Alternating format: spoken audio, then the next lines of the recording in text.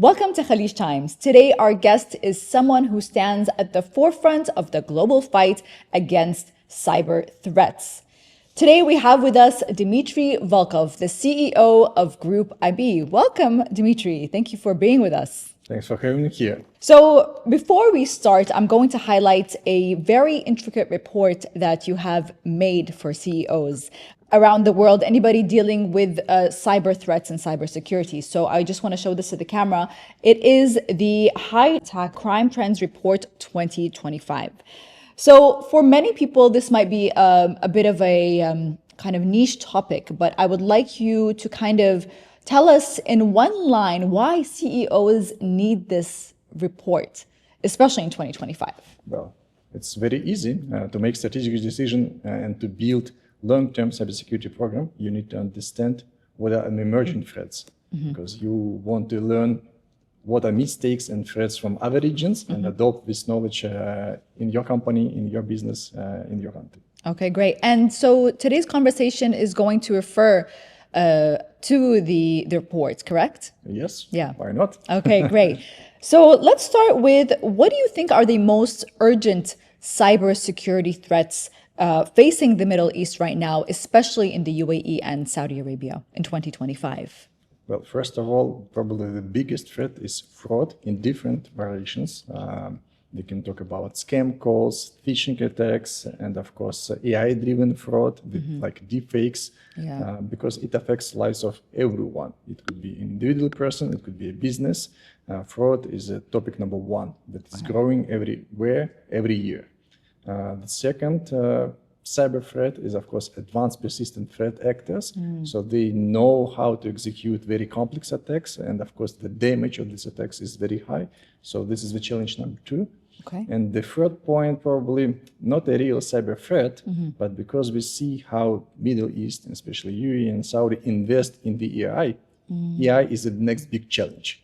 So we are at the earliest stage, and we need to think about cybersecurity since the design stage where we are now. Okay, so just to reiterate, we can say that it's fraud, it is cyber threats and AI, correct? Yes. All right. How do you think, because you talked about AI, and that is definitely an ever-evolving kind of technology.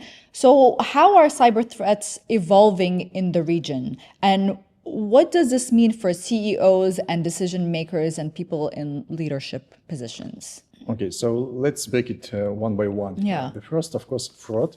Fraud is growing, and what we can see at the moment, deepfake is becoming more and more popular. It doesn't mean that it's overcome traditional methods of committing fraud, but what we know at the moment, but for example, in what is unique in the Middle East, when we talk about scammers in the Middle East, they prefer to utilize brands of oil and gas industry. Not financial anymore. Oil and gas is number one, then it goes telecommunications, and then financials, as it was like a few years ago. So it's quite unique.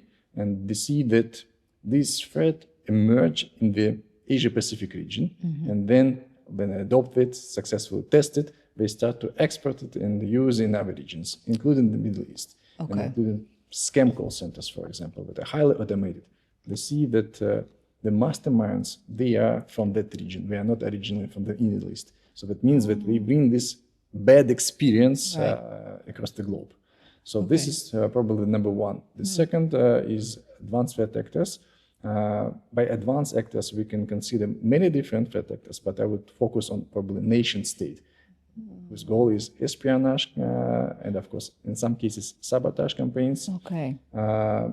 And these threat actors and the activity is driven by political decisions first, and of course, military conflicts. Unfortunately, in the Middle East, we see these conflicts happening, and this is what drives the activity of that kind of threat actors first. And the most visible part is hacktivists. So this is more politically motivated, but not nation-state actors. But they became an extended arm of nation-state actors who actually manipulated them, and they didn't even understand that they are in this situation. So those are a group of activists who are hacking governmental entities and and they are able to commit very simple attacks like DDoS to disrupt connectivity. They launch phishing attacks. Sometimes they exploit simple vulnerabilities and do small data breaches, but they announce it publicly. In social media, they try to promote this activity to attract attention. Yeah. And in some cases, it drives another type of attacks. I mean, we hear the term deepfake a lot. Do you mind just giving us one example of what that could be? Well, it's quite easy. So we actually see it almost everywhere in social media platforms, in news, and in some cases, when you talk to your peers, you may consider that this is a real voice, you can consider that it's a real face, but in fact, this is something generated by the machine trying to copy your voice, your face, your movement. So it's very hard nowadays to distinguish if it's a real person or it's a fake. Okay, so somebody could easily be, fraud calling someone with a possibly different voice, a voice that is from like the local police or something. That It may be many different schemes. Yeah. It could be from government, from police, from a bank, from, I don't know, maybe it's your friend who will ask you to send him money urgently because he's in a hard situation. And because you have already trusted relationship with this person, you will do this. So you wouldn't think twice. You would just say, okay, and then of you course, will get... it's a critical situation and you need to act fast. Thank you for kind of highlighting that, because I know, it's important to know these terms and know exactly the examples for these terms. So tell us a little bit about which industries are being targeted the most, and what do these... We kind of discussed what these attacks could look like, for example, changing the voice, but maybe we can go into a little bit deeper into it. What do these attacks look like in real terms, and can you give us an example? Of course. So the most attacked industries: government, financial, and telecommunications, because they are part of critical infrastructure.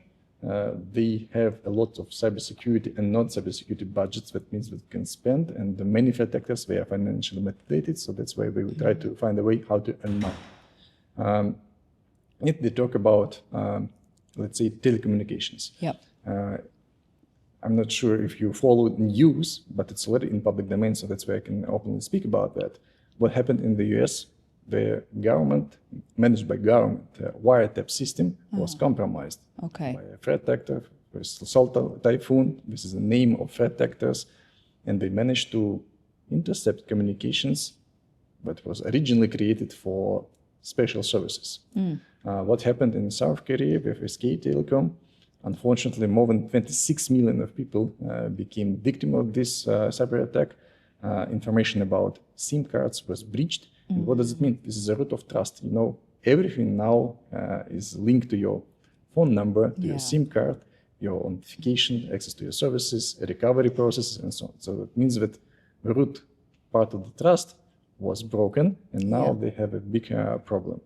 And what we also see now, threat actors are able to attack not only wire infrastructure, we also focus on satellite networks, and this is what happened in Ukraine a year ago.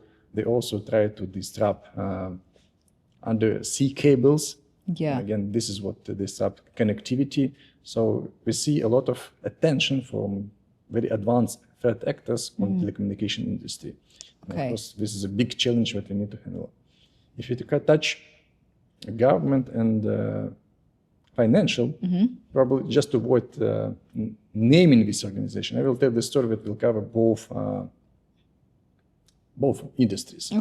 The first one, so it's basically two different countries, two different organizations, different actors, but both stories started very similar.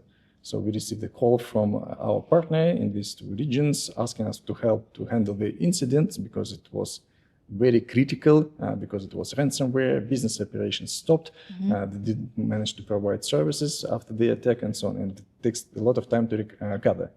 So what we found, first, threat actors managed to exploit well-known vulnerability in Microsoft Exchange server. This is a mail server. Everyone knows what it is, at least in IT industry.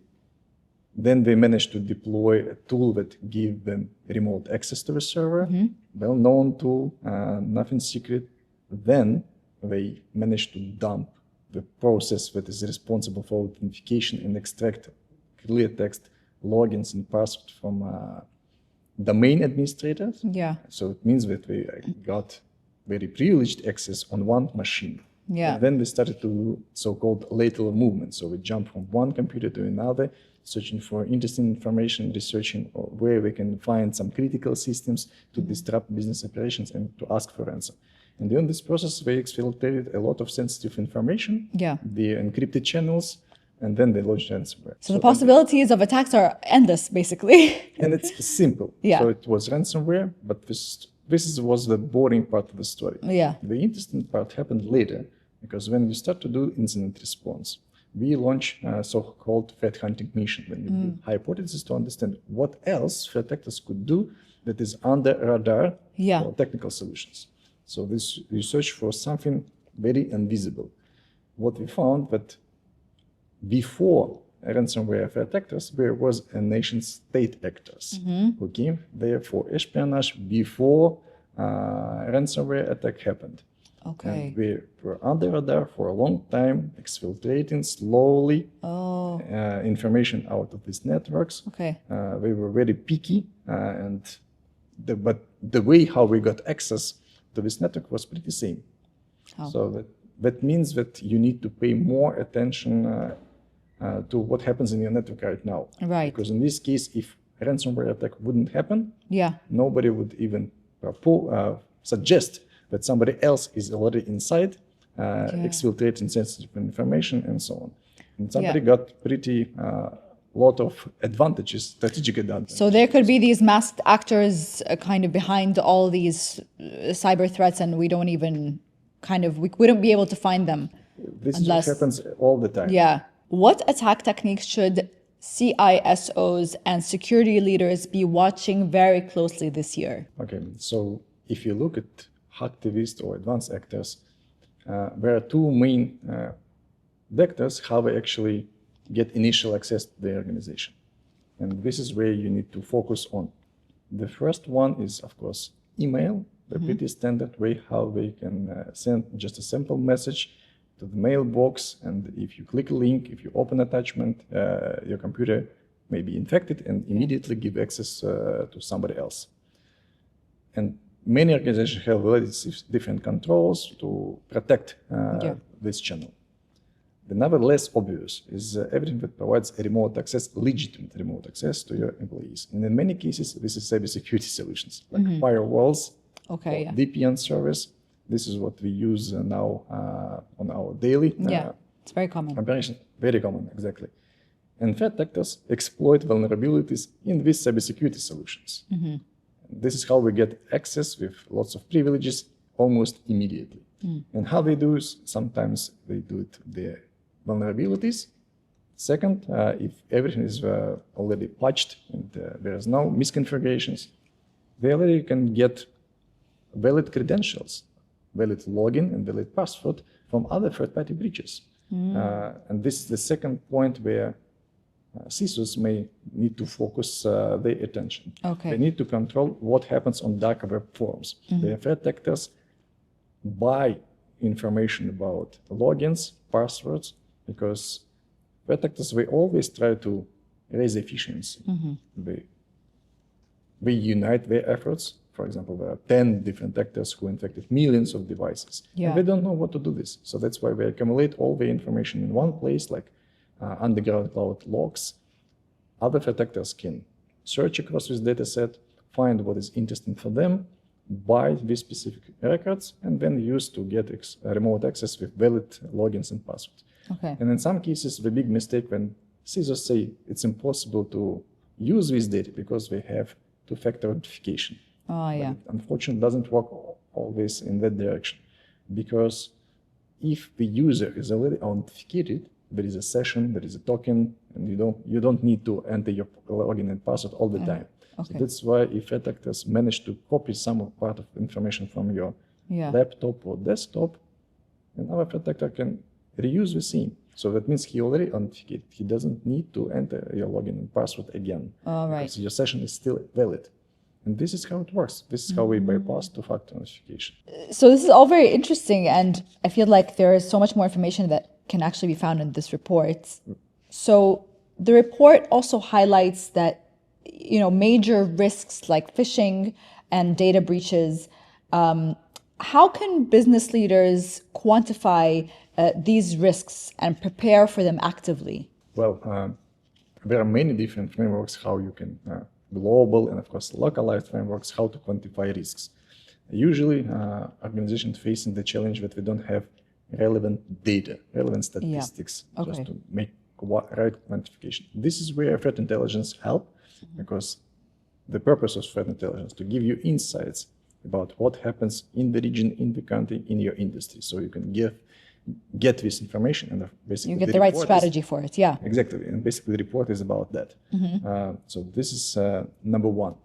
But what I would like to emphasize that measuring risk just give you a possibility to prioritize where to invest in cybersecurity. Because you can't run all directions. You can't cover all of it, yeah. Exactly. But you need to ask yourself a question. Industry, I mean cybersecurity industry, we were responsible for quantifying risk for dozens of years and didn't change situation.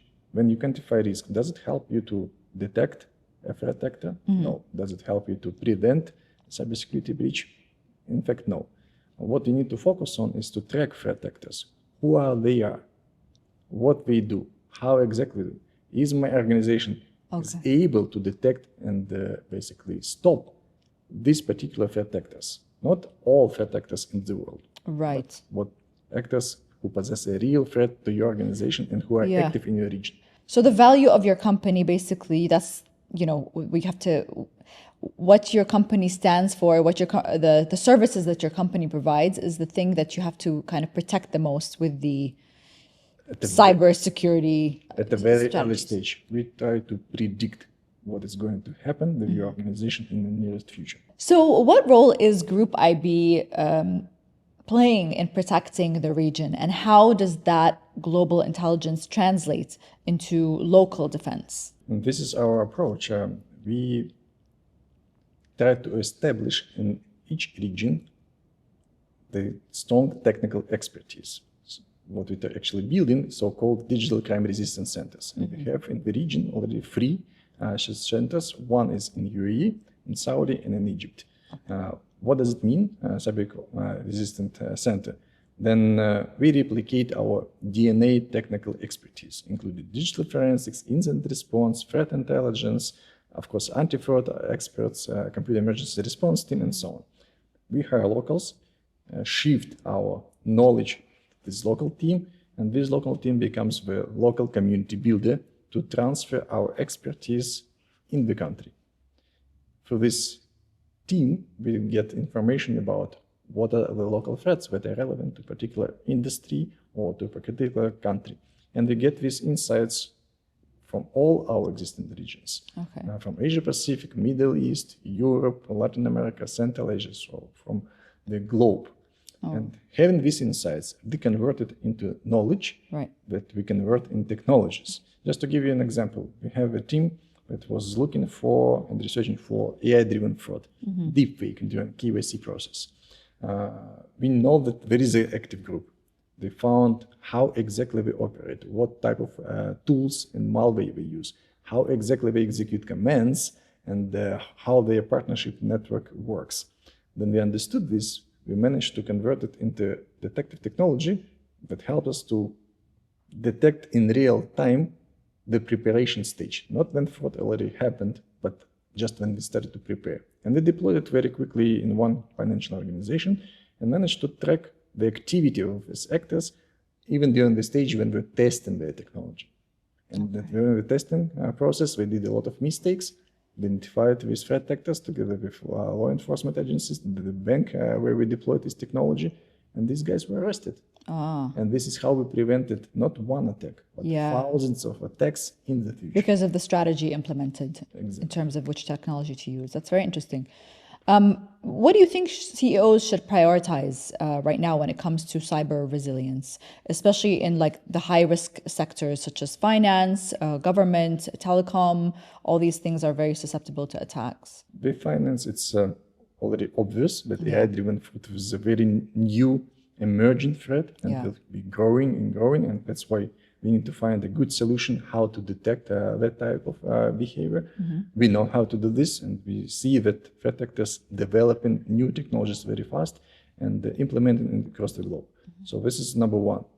With telcos, what we actually need is, of course, to track what happens on their edge perimeter. What happens with their network devices, because threat actors, as I mentioned before, they know how to exploit vulnerabilities. They also manage to find valid credentials to all these networks and to avoid incidents like happened in the US, what happened in South Korea or in Ukraine. You need to take a laser focus on everything what happens with these edge devices, because espionage will keep going. And the government becomes the major data custodian. And especially, data custodian. Okay. Then we hold massive data sets, and what we are going to do is to give these data sets to train AI. Okay, yes. To provide services, to raise efficiency, and so on. So that's why we need to protect data. We need to protect the whole pipeline or workflow of AI-driven agents that will be responsible for analyzing these data sets and, of course, providing services. This is where they need to focus right now, because the pace of development is very high. It's very high, okay. Yeah, and in this rush, people may forget about cybersecurity because it's not priority number one. 100%, especially if it's like a purely online kind of business or something like that. Yes, and this is where we're moving. Okay, so to kind of wrap things up, how does Group IB's solutions like Manage XDR, threat intelligence, and attack surface management help organizations stay ahead of advanced cyber threats? Well, we look at the organization from three different dimensions. The dimension number one, what happens beyond your organization, what you can't see because you don't have anything there. For example, with our threat intelligence, we can see what threat actors are doing at the moment, how they prepare the attack to execute against your organization, and so on. So we can see and predict.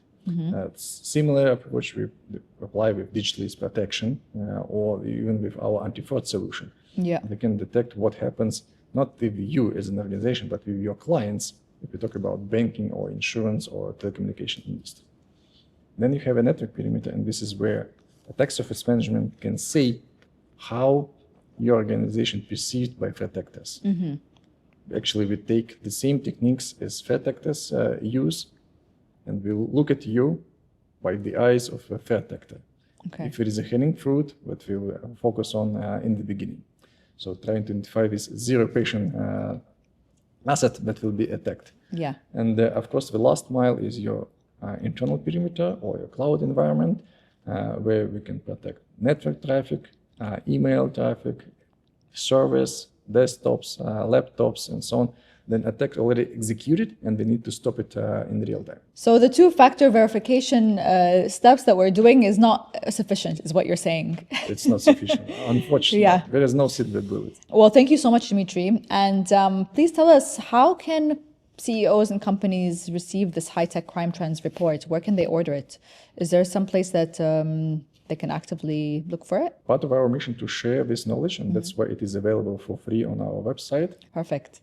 Thank you so much for being with us, and hopefully that companies and institutions can become a safer place with your help. Thank you very much. It was a pleasure to be here.